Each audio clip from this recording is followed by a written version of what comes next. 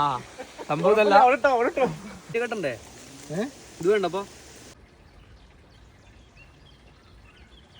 ഫ്രിഡ്ജിൽ നിന്ന് എടുത്ത പോലെയാണുള്ളത്. ശരിയാണല്ലോ.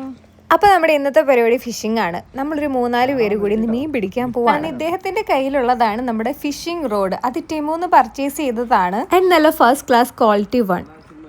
ഗോപിജി എങ്ങോട്ടാ പോകുന്നേ ഗോപിജി? ഇത് ഉച്ചയോ പകലോ ഒന്നും അല്ല. ഒരു സമയം രാത്രി 8:30 സമയത്താണ് നമ്മൾ മീൻ പിടിക്കാൻ വേണ്ടി പോകുന്നത്. രാത്രി മീൻ പിടിക്കുന്നതാണ് ബെറ്റർ എന്ന് പറഞ്ഞിട്ട് ഒരു 8:30 ആയപ്പോൾ ഇറങ്ങിയതാണ്. ഇപ്പം 8:30 8:45 ഇരുട്ടാവുന്നില്ലല്ലോ. സോ ഞങ്ങൾ അങ്ങ് നടന്നു.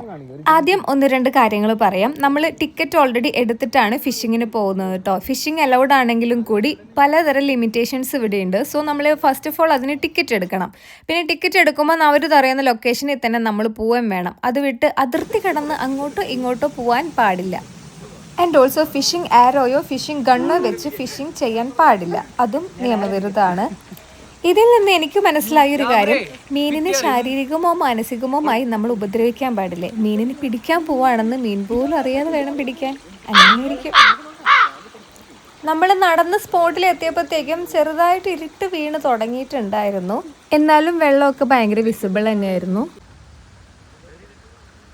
ഇത്രയും ക്ലിയർ ആയിട്ടാണ് കേട്ടോ ഇവിടെ വെള്ളം എപ്പോഴും കാണാൻ പറ്റുക നമുക്ക്. ഇത് വെള്ളം നല്ലപോലെ താഴോട്ട് ഇറങ്ങി കേട്ടോ. സമ്മർ ആയപ്പോഴത്തേക്കും വിൻ്ററിൽ നല്ല ഫുൾ വെള്ളം ഇങ്ങനെ ഒഴുകിക്കൊണ്ടേ എപ്പോഴും ഇരിക്കുമായിരുന്നു. ഇപ്പം നല്ലപോലെ വെള്ളം താഴ്ന്നു. അങ്ങനെ അവരെല്ലാം അവിടെ ഫിഷിംഗ് റോഡ് സെറ്റ് ചെയ്യുന്ന തിരക്കിലായിരുന്നു. ഞാനിങ്ങനെ ചുമ്മാ അതെന്താ ചെയ്യുന്നതെന്നൊക്കെ നോക്കി നിൽക്കുക എന്നല്ലാതെ എനിക്ക് ഇതിനെ പറ്റി ഒരു ഐഡിയ ഉണ്ടായിരുന്നു. അത്രയും കിട്ടിയ പോലെ സംഭവം